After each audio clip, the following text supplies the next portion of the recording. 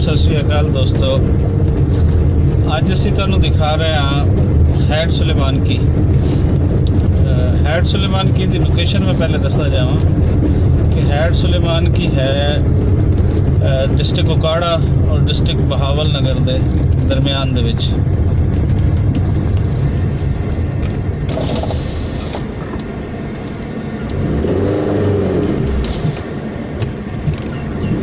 हवेली लखा क्रॉस करिए उकाड़ा डिस्ट्रिक्ट का एक मेन टाउन है, बड़ा टाउन है।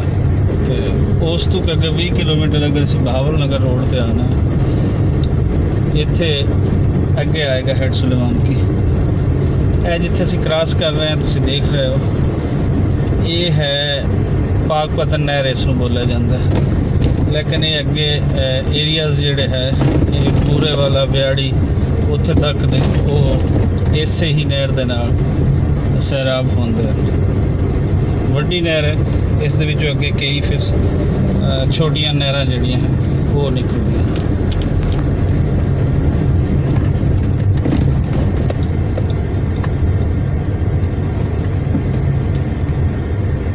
बहुत ही तुसीं कह सकते हो कि खूबसूरत दरख्त जिन्हां दी उम्र एक सदी तो उपर है, जिहड़े मेरे राइट साइड ते और बाकी भी इत्थे मेन दरख्त है।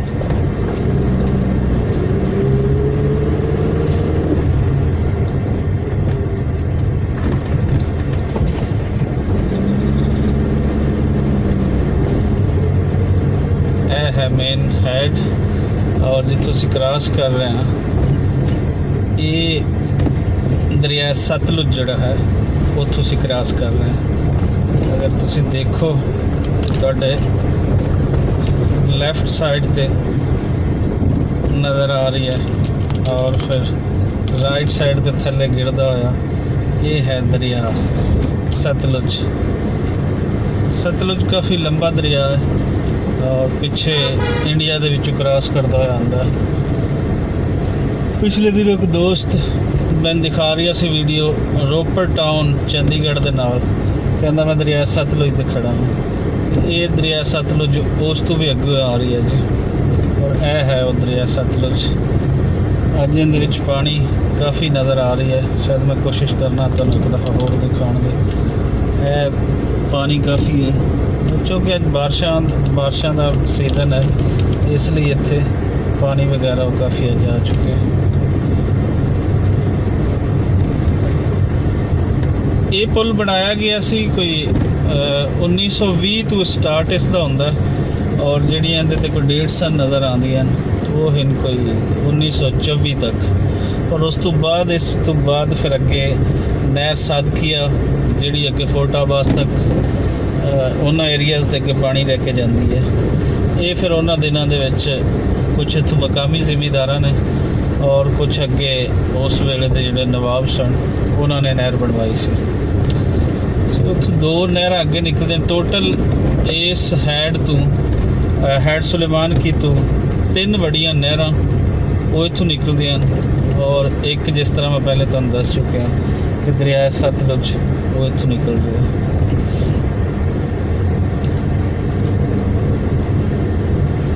खूबसूरत एरिया है हर लिहाज नाल और इस दे पानी की जरखेज़ी होर इस एरिए को खूबसूरत बनाती है।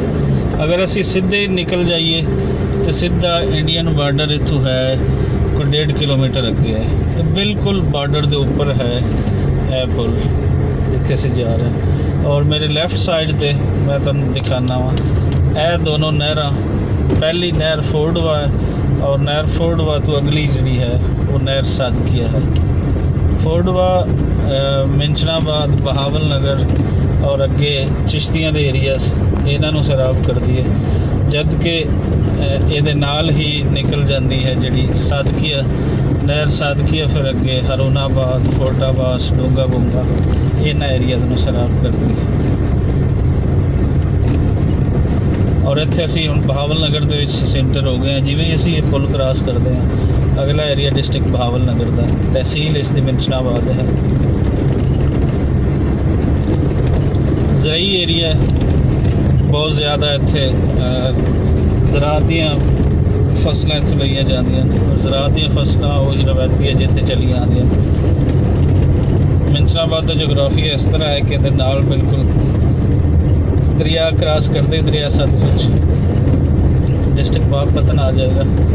नगरी बाबा फरीद दी, बाबा फरीदगंज शक्ल रहमत पंजाबी के मशहूर शायर सूफी शायर, उन्हों का शहर आ जाएगा। और इस तो दिन लंदे वाले पासे जाइए तो बहावल नगर आएगा। बहावल नगर के नाल ही अगे आ जाएगा आरिफ वाला। और ये दिन चढ़ते पासे मिंचनाबाद के नाल नाल इन्हें बार्डर जाता है। जनूब की साइड से टोटल एक लंबा अगे बार्डर का सिलसिला जोड़ा वो इनके नाल चलेगा। और असी भी इस टाइम जिथे जा रहे हैं साढ़े राइट साइड तो बिल्कुल करीब बार्डर ही है। इस दे नाल ही इजाज़त दिओ, मिलते हैं अगली किसी और वीडियो के नाल इस तरीके नाल। अगर उनके कोई सानू लगता है कि तुहानू कुछ दस्सण वाला है, दिखाने वाला है, तो लाजमी दिखाते रहांगे पहले की तरह।